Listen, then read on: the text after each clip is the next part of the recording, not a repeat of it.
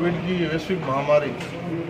दोबारा से दूसरी लहर से पूरा देश पीड़ित है, संक्रमित है। बहुत मेडिकल इमरजेंसी जैसे हालात पैदा हो रहे हैं और इस मौके पर नोखा का हमारा हेल्थ वर्कर, नोखा का हमारा चिकित्सा अधिकारी, नोखा का हमारा सामान्य प्रशासन का अधिकारी, नोखा का हमारा राजस्व प्रशासन का अधिकारी, ये सभी लोग, पुलिस के अधिकारी, सभी लोग बाहर कुछ स्टेज में लगे हुए हैं। आप सब पत्रकार बंधु भी दिन रात अपने घर से बाहर इन परिस्थितियों को देख रहे हैं, इन परिस्थितियों पे जन जागरण पैदा कर रहे हैं। एक जनप्रतिनिधि के नाते आज कलेक्टर महोदय को सूचित किया कि एसडीएम महोदय हो गया, इनके एसडीएम की उपस्थिति में, प्रशासन के, पुलिस के अधिकारियों की उपस्थिति में ब्लॉक सीएमएचओ और तीनों हॉस्पिटल जो हमारे सीएससी है, 5 सर उनके अधिकारियों के साथ आज इस प्रबंधन की बैठक ली, जिसमें कोरोना की जो अभी तैयारियां क्या है, आगे फर्दर हमें भविष्य की संभावना को देखते हुए कितना तैयार होना है, वो सारी बातों पर चर्चा, एक एक बिंदु पे चर्चा हमने अधिकारियों के साथ, चिकित्सा अधिकारियों के साथ की। जैसे कोविड केयर सेंटर को लेके हमारे हॉस्पिटल में 6 बेड आरक्षित है, उन पर राउंड द क्लॉक डॉक्टर की ड्यूटी है। कोई भी पेशेंट आता है जिसको ऑक्सीजन की ज़रूरत है या उसका ऑक्सीजन सेचुरेशन लेवल कम है, तो उसको तुरंत ऑक्सीजन उपलब्ध करवाया जाए। हमारी सीएससी में ऑक्सीजन की पर्याप्त उपलब्धता है, कहीं कोई ऑक्सीजन की कमी नहीं है। और प्राइवेट हॉस्पिटल में भी जहाँ कोविड के पेशेंट या कोविड के सिम्टोमेटिक पेशेंट वहाँ हैं, तो जहाँ ऑक्सीजन की रिक्वायरमेंट है, वहाँ प्राइवेट हॉस्पिटल को भी ऑक्सीजन हमारे BCMHO की रिकमेंडेशन पर मिल रहा है। और जो 2 सामाजिक संस्थाओं के ऑक्सीजन सिलेंडर, जो ऑक्सीजन बैंक है, उनको दोबारा भरने, रिफिलिंग की बात है, वो कल कलेक्टर महोदय से मेरी बात हुई, तो BCMHO नोखा की वेरिफिकेशन के बाद में उनको भी ऑक्सीजन की सप्लाई करने की बात जिला प्रशासन ने कही है। दूसरी बात, बीकानेर अस्पताल में ज़्यादा भार नहीं पड़े, ऐसी हमारे जिला प्रशासन की भी मंशा है कि नोखा में कोविड केयर सेंटर या कोविड डायग्नोस सेंटर इस तरह का बने, कोविड डेडिकेटेड सेंटर बने। तो उसके लिए भी मैंने आज चिकित्सा अधिकारी को, प्रशासन अधिकारियों का अपना माइंड मेकअप तैयार रखिए, अपना दिमाग बना के रखिए, और इसके लिए भी हमें तैयारी करनी पड़े तो जनप्रतिनिधि नाते आर्थिक सहयोग से, धन सहयोग से, जन सहयोग से जो भी बन पड़ेगा हम करेंगे। और प्रशासनिक दृष्टि से अभी मेरी मीटिंग के बाद में 1 बजे कलेक्टर साहब BC पे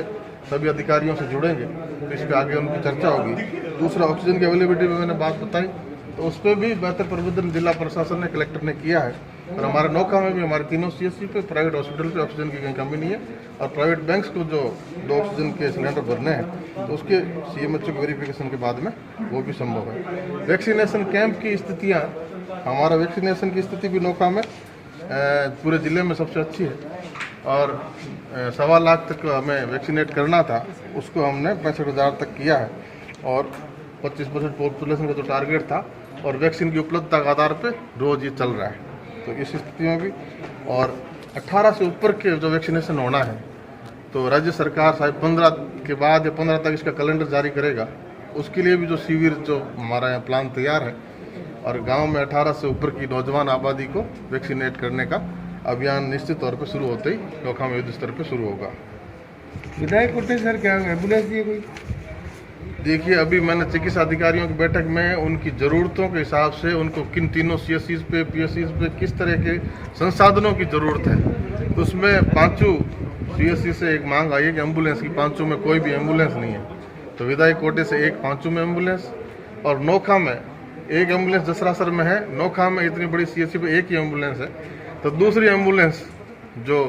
कुलरिया परिवार ने परसों सामाजिक संस्थाओं को भेंट की है, उन संस्थाओं से भी मैं बात करूंगा कि वो भी हॉस्पिटल में ज़रूरत पड़ने पर उस एम्बुलेंस की सुविधाएं दे, ताकि नोखा हॉस्पिटल में 2 एम्बुलेंस की व्यवस्था हो जाए। और पॉजिटिव केसेज जो घर पे है, जिनको ऑक्सीजन की ज़रूरत है, उनको भी CSC से और प्राइवेट बैंक से BCMHO साहब को मैंने कहा है कि आप निश्चित तौर पे वहाँ भी कोई कमी नहीं रहे और कोई भी ऑक्सीजन के लिए परेशान नहीं हो, इस बात का विशेष ध्यान रखा जाए। हमारे चिकित्सा के अधिकारियों को, जैसा आपने एम्बुलेंस की बात की, और कुछ मल्टीपैरा मॉनिटर, ये जो इंस्ट्रूमेंट है, ये भी तीनों CSC पे इन्होंने मांग की है। और ऑक्सीजन सिलेंडर्स की भी मांग की है। ऑक्सीजन कंसनट्रेटर की भी तीनों CSC पे, जो वातावरण से ऑक्सीजन खींच लेता है और सिलेंडर की भी ज़रूरत नहीं पड़ती उसमें, ये इस मशीनों को भी तीनों CSC पे ज़रूरत है। पल्स ऑक्सीमीटर की भी, थर्मोगन की भी, ये सारे जो भी इन्होंने मांग की है, मैं मेरे विधायक कोष से आज इनकी अनुशंसा की चिट्ठी लिख के, और अस्पताल के संसाधनों की दृष्टि से कोई कमी नहीं रहने दी जाएगी। सिविल प्रशासन और पुलिस प्रशासन से बात की है कि हमारा बॉर्डर चेक पोस्ट पे हेल्थ वर्कर भी रहे, जो उनकी जांच करे, और सीरियस कोई मामला सिम्टोमेटिक लगता हो तो तुरंत CSC पे उसका सैंपलिंग करवाए, और पुलिस के अधिकारी भी बराबर वहाँ बाहर से आने वालों की नोट करे सारी चीज़ें, सिविल प्रशासन के अधिकारी भी वहाँ बैठे, और सर्वे जहाँ कहीं भी कोई कोविड से जैसे 6 डेथ हमारे नौका क्षेत्र में हो गई तो उनका अंतिम संस्कार भी तय प्रोटोकॉल से हो, और उसमें भी कहीं कोई त्रुटि नहीं रहे, और उन ऐसे कंटेनमेंट जोन में माइक्रो कंटेनमेंट जोन चिन्हित करके SDM और सिविल प्रशासन और पुलिस प्रशासन उसमें लगा हुआ, बीट कांस्टेबल BLO सारे अपनी पूरी सजगता से अपनी ड्यूटी करें, और उसका पड़ोसी भी इस बात से निश्चित तौर पर प्रशासन को अवगत कराए कि जो हमारे संक्रमित लोग हैं वो घर में रहें, घर से बाहर ना निकले, कोरोना गाइडलाइन का पूरा पालन करें। और कोविड के टेस्ट की जो बात है तो CSC पे जो भी टेस्ट के लिए आएगा उन सभी का सैंपल लिया जाएगा। ये सारी बातों पे आज चर्चा हुई, और निश्चित तौर पे 1 घंटे में चिकित्सा का जो हमारा काम है और आगे हमें और कितनी मजबूती से खड़ा होना और संसाधनों की दृष्टि से सारी चर्चाएं आज हुई, और निश्चित तौर पे इसमें स्वास्थ्य सेवाओं में सुधार होगा। और अभी 1 बजे से कलेक्टर महोदय भी VCP नौका के अधिकारियों के साथ जुड़ेंगे, और मैं कलेक्टर से भी 1-2 दिन में मिलकर और आगे की सारी बातें निश्चित तौर पर करेंगे। नौका को स्वास्थ्य की दृष्टि से सुदृढ़ बनाएंगे, और नौका को कोरोना से लड़ाई में नौका जीतेगा, इस संकल्प के साथ आगे बढ़ेंगे।